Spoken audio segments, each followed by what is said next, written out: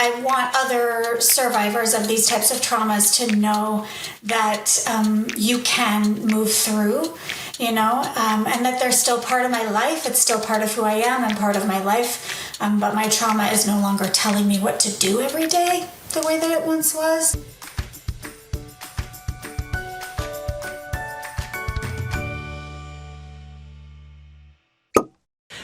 Dr. Vanessa Carlisle is an author, coach, and educator in the fields of gender, sexuality, and trauma. Dr. Carlisle's lived experience includes over 25 years in sex work, and 15 years of advocacy for the sex working community.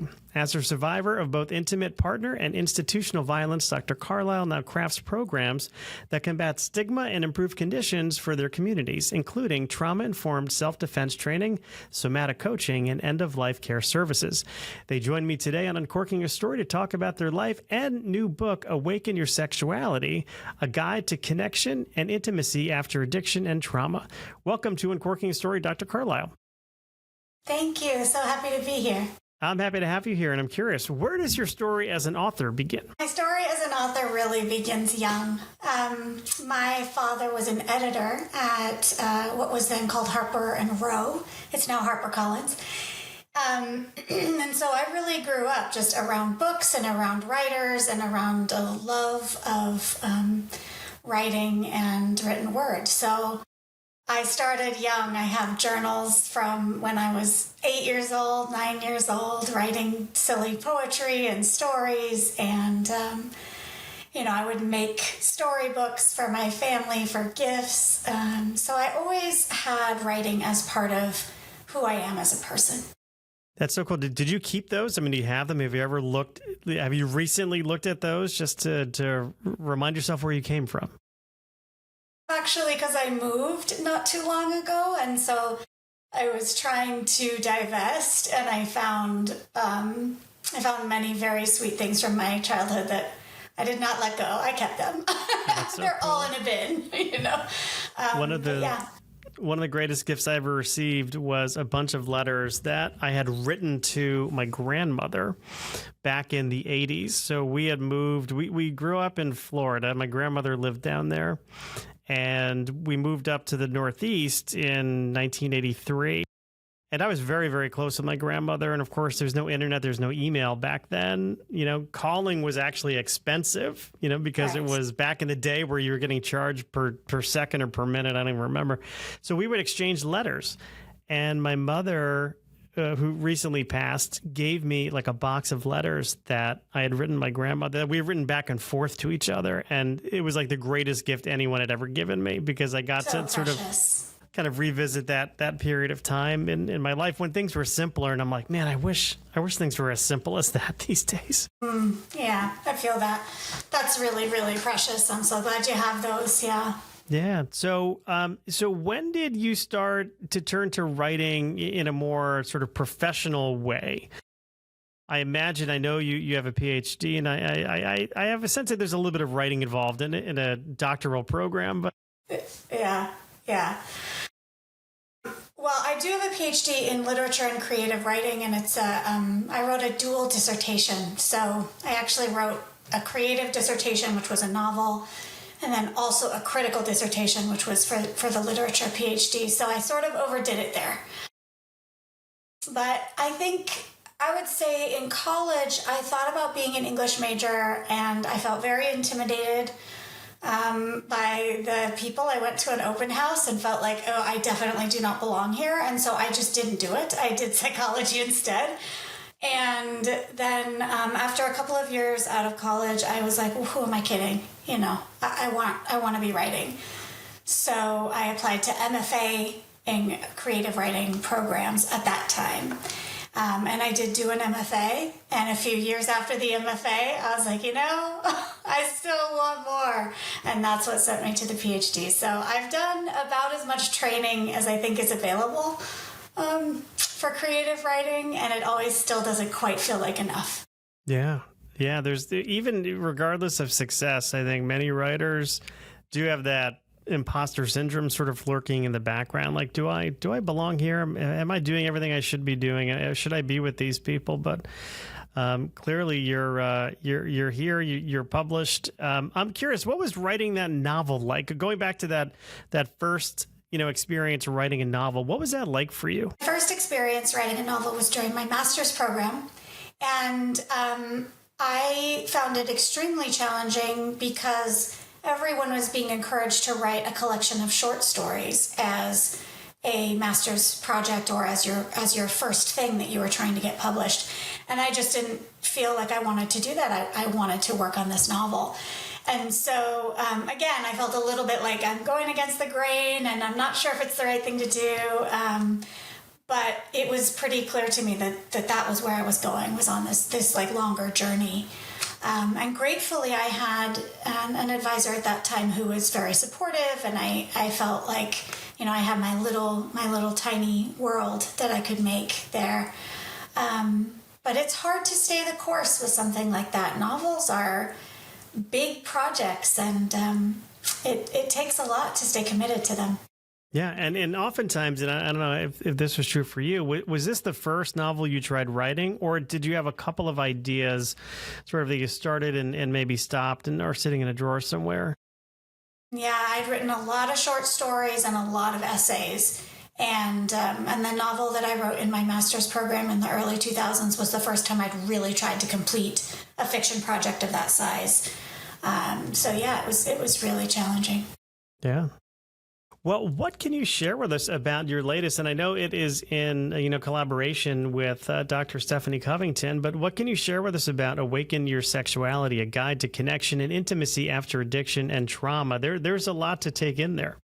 Yeah, that's a big title, and as you might imagine from the title, it is nonfiction. So just to be clear, I do also still write fiction. I have a second novel, so as a writer, I really try to make sure that I'm working in more than one genre. It's just something that works for me. But Awaken Your Sexuality is a nonfiction book, and it's really for folks, especially women, non-binary, and gender-expansive folks who are in recovery of some kind, maybe recovery from a substance use disorder or a process addiction, who are finding that their sexuality and their relationships are still a place of some struggle. And so it's a book that sort of combines two different fields that tend to not want to interact with each other. The addiction treatment field really struggles to talk about sex and sexuality. And the sex education and sexuality field often really struggles to talk about addiction. And so this is a place where, with my co-author, Dr. Stephanie Covington, who's like I call her a benevolent juggernaut in her field. We were able to really bring together both of these worlds because obviously for the humans who are living it out there, those worlds are combined. They speak to each other, they influence each other. And so it's a book for people who are ready to start taking some next steps in their healing, in their recovery journey. Yeah, and it sounds like, just based on the intro I read for you, you've got some, unfortunate personal experience along these lines, particularly around sexual abuse and trauma. Sure. Yeah, I put those things in my bio in part because I want other survivors of these types of traumas to know that you can move through, and that they're still part of my life. It's still part of who I am and part of my life. But my trauma is no longer telling me what to do every day the way that it once was. And so I do put those things in my bio. And it's, sometimes it's a tricky choice because the move that some of us make from feeling more like a victim to more like a survivor, or maybe even someone who doesn't even want to think about trauma every day. Some days you don't even want it to be part of your daily life. I think those moves are very personal, but they're also cultural. They're also part of a larger culture. And when I say institutional trauma, not just individual, interpersonal, I mean that some of the ways in which I have been impacted, many other people were also being impacted. So this is criminal justice. This is, abusers that work in institutions who are protected by the institution, that kind of thing. So it's important to me that that the personal history that I have is coupled with the work that I've done to do research, to work with other people, to run groups, so that we understand that our individual experiences are almost never truly individual.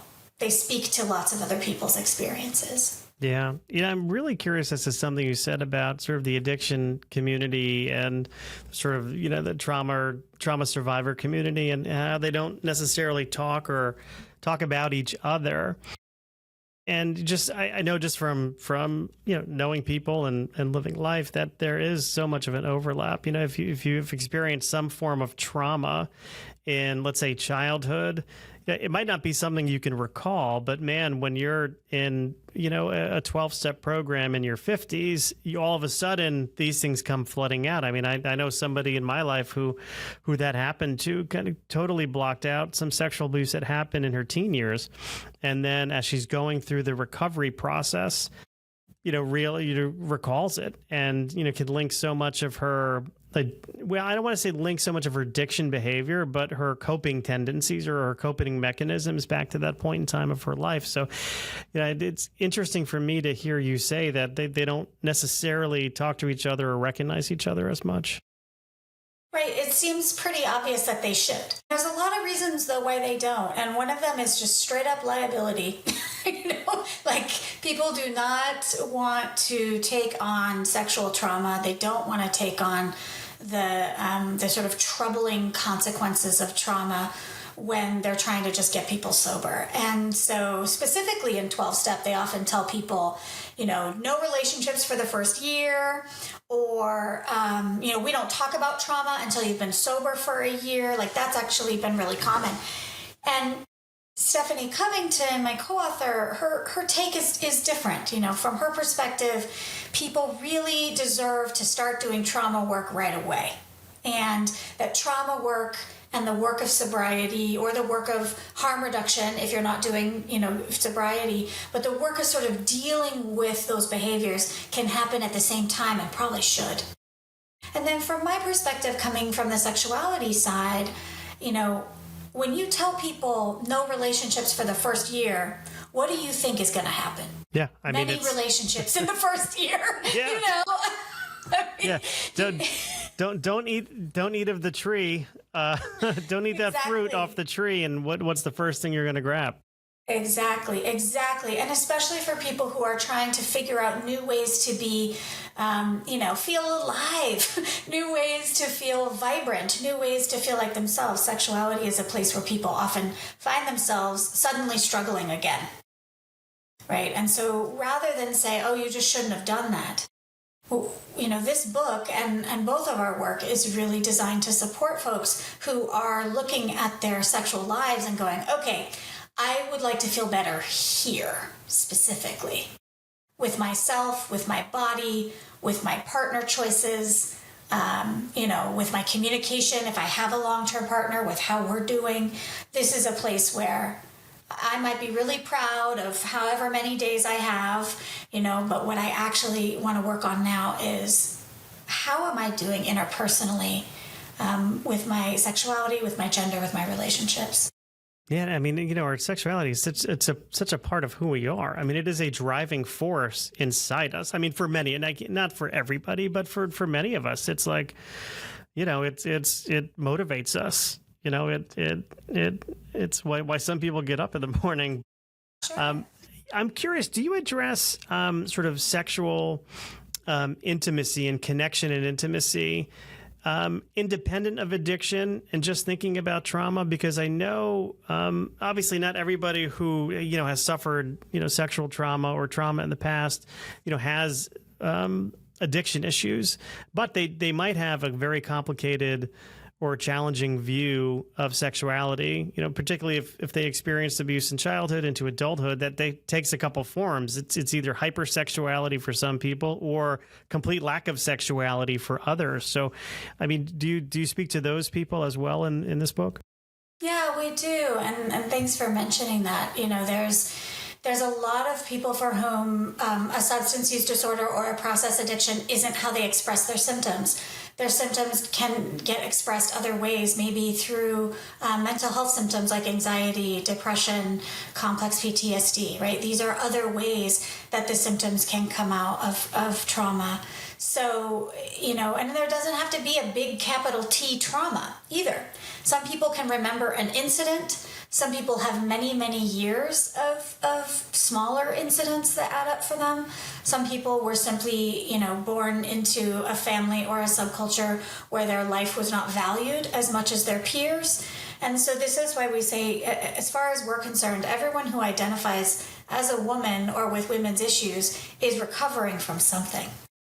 So there's a way to think about our ability to connect, our ability to feel intimate as a place where we've been affected by cultural messages about our bodies, cultural messages about our size, our skin color, our teeth, our hair, everything, right? We've been affected by all of these things. And so even if you aren't struggling also with an addiction, there's still stuff to be with. There's still content to work through. And so, yeah, we do make space for that in Awaken Your Sexuality. Yeah. We have, the foreword is written by Elizabeth Gilbert, who her memoir, All the Way to the River, is big splash right now. And we were able to interview her and chat with her about her recovery process and where she's at. And, she's a person who, at this stage in her life, she has stopped expressing sexuality with other human beings. She's not available for sexual and romantic relationships. That's the recovery path that she's chosen. And so this is a book about sexuality that makes room for all kinds of experiences. Yeah, I mean, I'm so happy you brought that, brought up trauma, with a small t, and just sort of the trauma, which you may not recognize as such, just by the messages that people are receiving in culture today. So it's hard to turn on the TV. Not that I watch a lot of TV anymore, but when I do, or even online, you see ads for, hey, Botox, smooth out those wrinkles in your face. Or, hey, wouldn't you look better with some lip filler? And I think those messages and I don't, tell me if I'm, talking out of line here, but as a guy, I don't see those messages and think twice about them. But I know my wife, who is, 52, thinks that she needs to all of a sudden start injecting her face with stuff because, we can't age gracefully. So those are just messages to me, and this is someone who's spent a long time in marketing and is almost ashamed of it, but it says to me, hey, we're selling the idea that you are not enough as you are.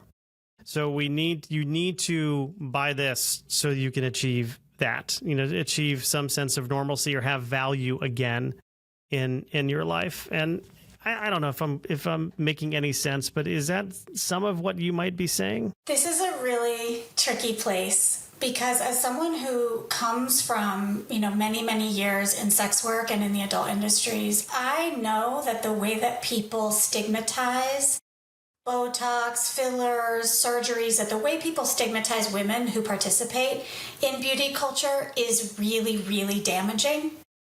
So we have to be very careful about the conclusions that we take. Yes, beauty culture is white, slim, young, all these things. There's an ideal there, and everyone else feels like they're constantly trying to, either get close to it or handle not being it, or the difficulty of beauty culture is constant and every day. That is real. It's even more true for men now, I think, than it ever has been. I think men are getting more and more messages about their own body size, shape, all the things their bodies are supposed to be able to do. At the same time, no individual person should be receiving a bunch of stigma for the things that they're doing to feel okay in their body. Because that's where we start having a kind of slippery slope into transphobia. That's where we start having a slippery slope into femphobia, which is when people are really cruel to women who are extremely feminine. You know, the idea that you're stupid to wear high heels, right? We don't do that. Let's not do that. Let's actually just let people be in their bodies in their own way with their own story and their own stuff, you know, Yeah. and work to create more acceptance. We can work to create more acceptance without blaming any one individual for the choices they're making to fit into the world as it is. Right. Yeah. So I guess, yeah, I mean, absolutely. In terms of, hey, let's not shame somebody for the choices they make to, you know, feel better by, you know, quote unquote, looking better. I guess I was just sort of reacting to, I hate these messages out there that I think are somewhat manipulative that say, hey, you're not enough unless you do this, which I do see, agree. you know, as, you know, the father of two girls in their 20s, it's like, or two women in their 20s. I hate for them to think that they are less than anything, you know, particularly as they grow older and that they're less valued. But yes, no, I hear you, and it's so real. It's so real. Their generation, especially, they're having, I would say, kind of almost a hyper focus on them in a way that, you know, I wasn't on the internet until late high school, and so I was spared this like teenage time of having everyone looking at photos of me every day, and I'm grateful for that. I'm grateful for that. I mean, you know, but my kids, so I have triplets, they're 23, and it's like they grew up with some kind of device. Maybe not, they weren't born with it in their hands, because I think smartphones were, well, like 2008, really. So they were 7. Can I do that math? 6 when the smartphone came out. But man, they're digital. They're pretty much digital natives, and they don't know a life without, you know, getting dopamine hits from how many likes or shares or streaks or or whatever. It's but I'm about to go into old man territory, like sounding like an old man, and I'm going to stop myself from doing that. I am curious about one aspect about your background, and it's not the sex work stuff, which I'm sure somebody in my audience is like, Mike, ask her about that. She just brought it up. But no, I'm curious about your end-of-life care. So tell me a little bit more about that, and I'll divulge why I'm interested in it as we continue this part of our conversation. But tell me more about end-of-life care. Sure, thank you. A couple of things. One, just a reminder, I do use they, them pronouns.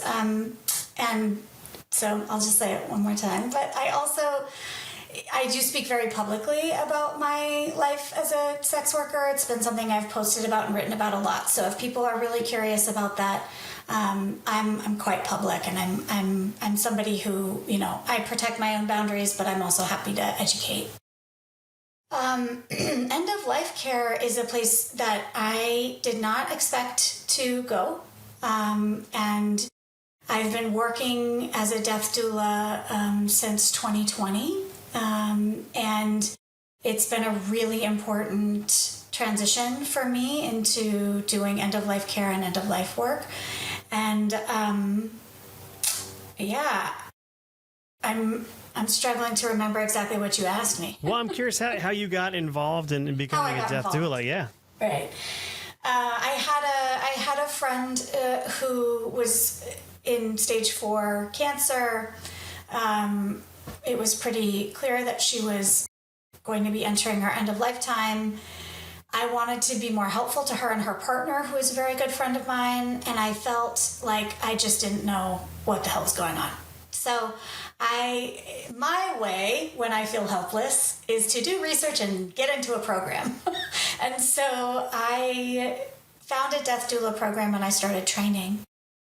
That friend died while I was training, and so I sort of had to face a decision about whether I was doing this just for her or whether I was doing this for more people than just her, whether this was something I wanted to really do for myself to complete a doula training program. And it felt pretty clear that I wanted to complete the program. I ended up being one of the full-time caregivers for my grandmother through the end of her life. And then I went on to work with, I've done many different iterations of death doula work over the last 5 years. Have you noticed at the end of, assuming, Dr. Carlisle, you've watched a few people pass, and spending time with them towards the end of their sort of journey here, have you noticed any similarities at the end stage of the dying process? Yes and no. I would say we can talk about things that are similar across many people, but there's always people who are doing it a different way. So one thing I would say is that some people really die as they lived. Sort of the way that they were as a person can sort of predict what their end of life will be. But other people are really surprising and do something really different, right? So I don't know that there's a way to really describe what's similar without really holding space for how much difference there is. Sure. One thing that I've noticed that I think a lot of families and loved ones do not get adequate education about is the way that people who are dying via old age or a terminal illness that has sort of a long span, when the brain starts shutting down, people say wild things. They say extremely trippy things. They say things that are either psychedelic or nonsensical.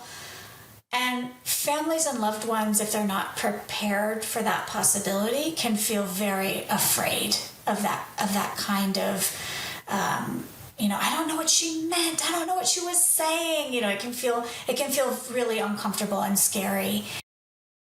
So knowing that that's a possibility and knowing that it's extremely common as the brain shuts down, that people will say things sometimes that sometimes they say horrible, mean things that they never would have said in their life. Being able to compartmentalize those things as part of that person's dying process, as opposed to this was the last message they wanted me to have, right? I think there's ways to sort of minimize the harms that can come from the way that folks who are dying communicate. And so that's something that I've seen several times, that I've definitely seen a lot of struggle in family and loved ones about, that I wish, we had a little more cultural education about that. Yeah, I think there's so much information out there on preparing for birth, not so much on preparing for the eventuality of death. I was around 3 people who were very close to me, with them when they passed. The first being my mother-in-law, and she was dying of cancer. She lived with us. One night we found her before she entered hospice care, probably a week or so before. We found her walking around the house talking to somebody, middle of the night, and there was nobody there. And we're like, Mom, who are you talking to? She's like, my brother Ernie. Now, her brother Ernie had passed away in October. This was January, so not too far removed. And we're like, okay, she's kind of at the end stage of this thing. Wasn't any pain medication or anything, but we chalked it up to a little, hey, this is the end. A couple days later, we find her in her bedroom trying to pull a suitcase down from her closet. And we're like, what's up with the suitcase? She's like, oh, I'm going on a trip. I'm going on a trip. Got to get ready for my trip. Okay. Again, we dismiss it.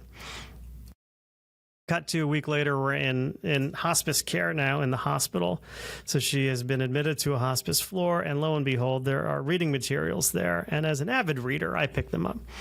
And now all of a sudden I'm seeing these things like, if your loved one is talking to somebody who isn't there, or if your loved one is talking about planning a trip, and then they go into the sort of the spiritual significance of these things, and it blew my mind. And that's when I'm like, okay, there is something really bigger going on here than we can really understand.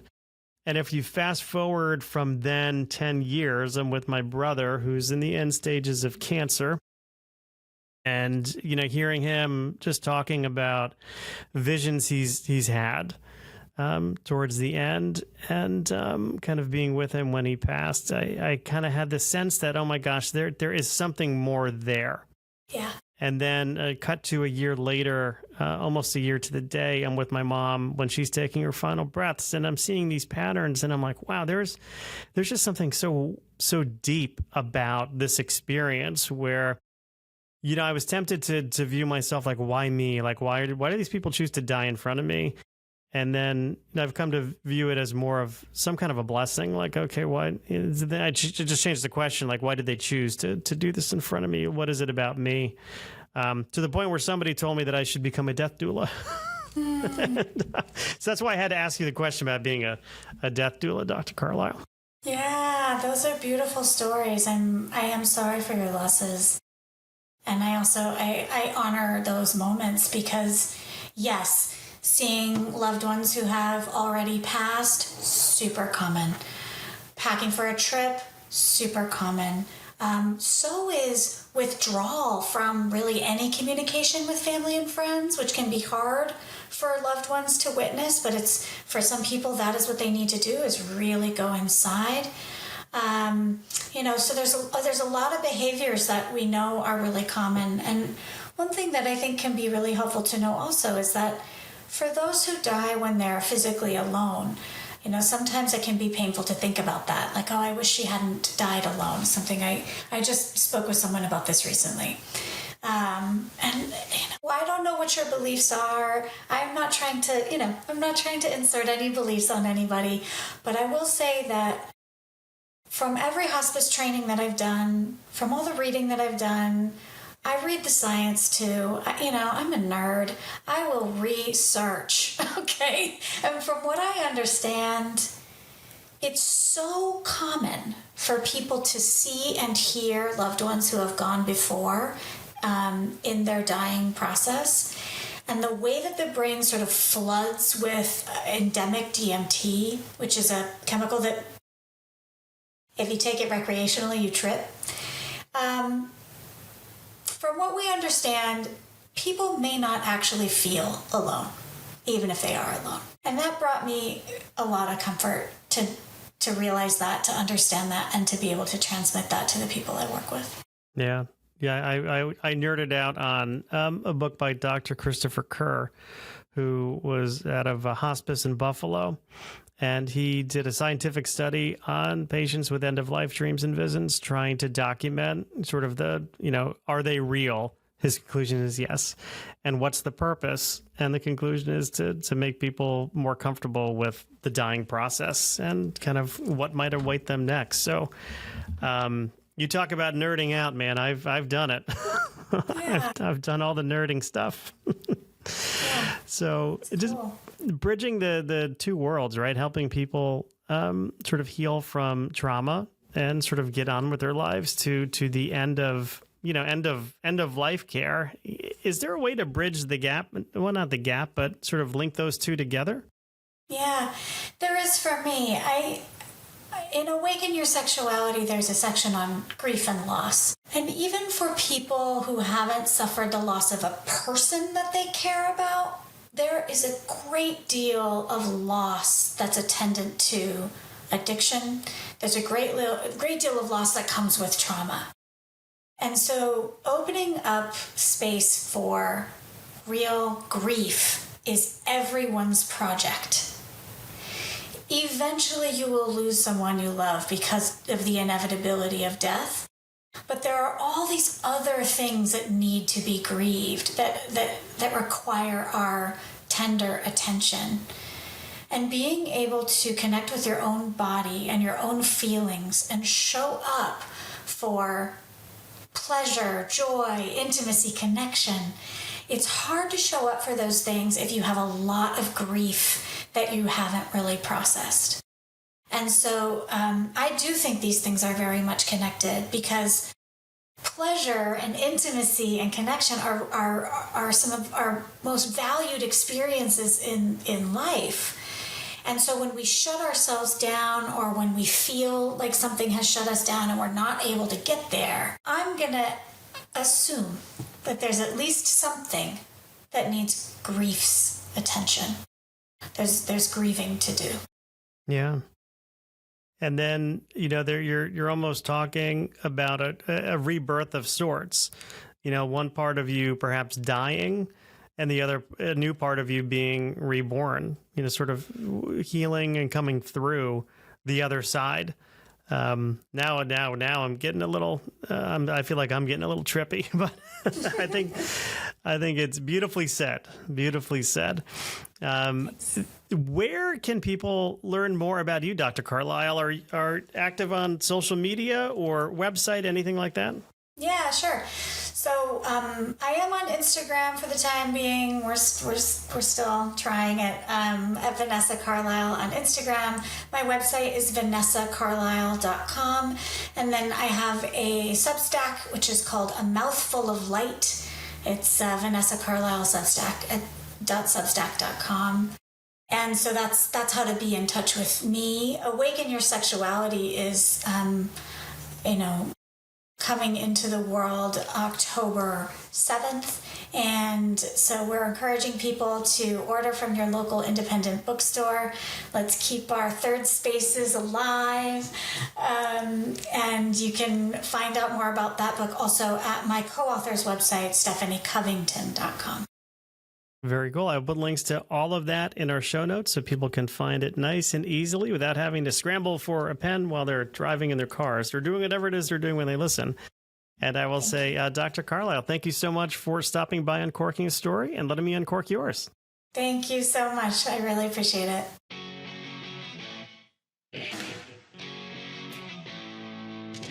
Thanks for listening to Uncorking a Story. If you'd like more information about today's guest or to find out more about Mike, go to uncorkingastory.com. If you enjoyed the show, please subscribe, rate, and review us at Apple Podcasts, Spotify, or wherever you get your podcasts. Tune in every week to hear Mike Carlin uncork a new story.